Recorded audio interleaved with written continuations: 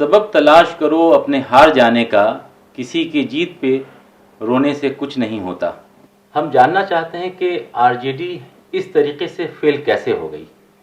ये क्या प्रशांत किशोर की एंट्री का असर रहा, या नीतीश कुमार का जादू ऐसे ही कायम है, जो जिस सुशासन की बात वो करते हैं उस पर लोगों ने ज़्यादा भरोसा जताया। आपने जो शेर अभी पढ़ा, मैं उसके हवाले से कहना चाहता हूं कि इलेक्शन तो हार जीत का खेल होता है। एक पार्टी को हारना होता है, दूसरी पार्टी को जीतना होता है। तो ये इलेक्शन का तो जाहिर है कि यही पैटर्न होता है, और ऐसा नहीं है कि अगर कोई हार जाता है तो हमेशा के लिए हार जाता है। हमेशा के लिए हारना एक अलग हार होती है। सियासत में हमेशा के लिए कोई नहीं हारता है। कल हम जीते थे, आज वो जीत गए हैं। जाहिर है कि ये खेल तो सियासत में चलता रहता है।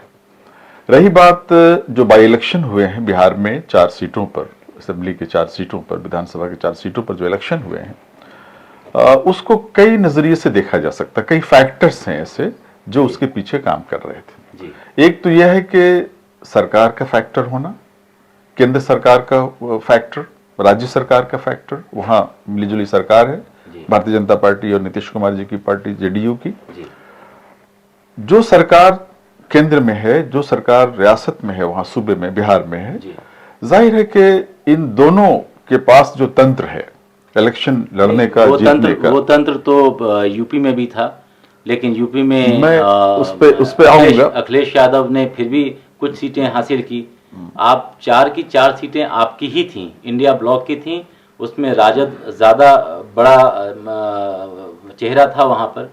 अपनी सीटें जो 30 साल पुरानी सीट, 30-34 साल पुरानी सुरेंद्र यादव की जो बेलागंज की सीट है, वहाँ पर प्रशांत किशोर के लोग 15,000 से ज़्यादा वोट लेके चले जाते हैं। बिल्कुल अभी तो उनकी मतलब ठीक से, जिसे कहते हैं कि ये वो बच्चा है जिसे अभी क्रोल भी करना ठीक से नहीं आ रहा है, और वो 15,000 वोट लेके चला जा रहा है।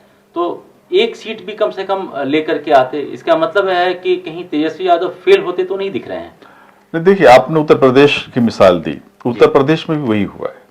उत्तर प्रदेश में भी अगर केंद्र में और राज्य में सरकार न होती भारतीय जनता पार्टी की, पूरा तंत्र नहीं होता, तंत्र से मुराद ये है कि पूरी पुलिस, पूरा एडमिनिस्ट्रेशन, इलेक्शन कमीशन, कौन इलेक्शन कमीशन, कौन इलेक्शन ये तो हार जाने का एक बहाना होता है। हमेशा काम करता है, तंत्र तो हर जगह होता है। ये हमेशा ये फैक्टर हमेशा काम करता है। महाराष्ट्र में भी काम किया है ये फैक्टर। जो फिर झारखंड में क्यों नहीं काम किया? झारखंड में सरकार थी ना हमारी। झारखंड में चूंकि हेमंत सोरेन की सरकार रही, मतलब झारखंड में इसका मतलब आपके तंत्र ने काम किया, वहां हमने, और महाराष्ट्र में उनके तंत्र ने काम किया। वहां हमने गलत तरीके इलेक्शन कमीशन को अपनाने नहीं दिया।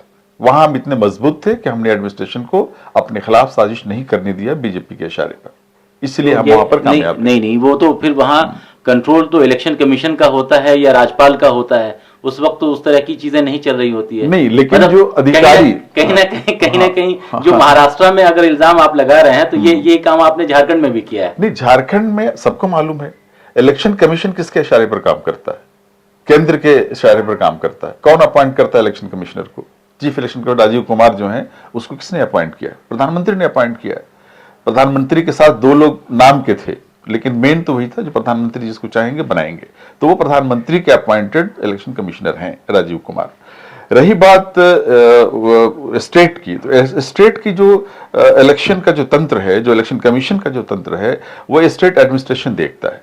लेकिन उसको कंट्रोल कौन करता है? उसको कंट्रोल करता है केंद्र का जो इलेक्शन कमिश्नर है, वो करता है। उसके इशारे पर ही सारे फैसले। ये इल्जाम लगाना तो बहुत आसान है। इल्जाम नहीं है, मैं तो एक यथार्थ बता रहा हूं। जो हमारे साथ बात करने के लिए थे डॉक्टर अनवर पाशा, और आप देख रहे हैं द हिंदी टॉप। हमें एक्स यानी ट्विटर, फेसबुक और इंस्टाग्राम पर फॉलो करना ना भूलें।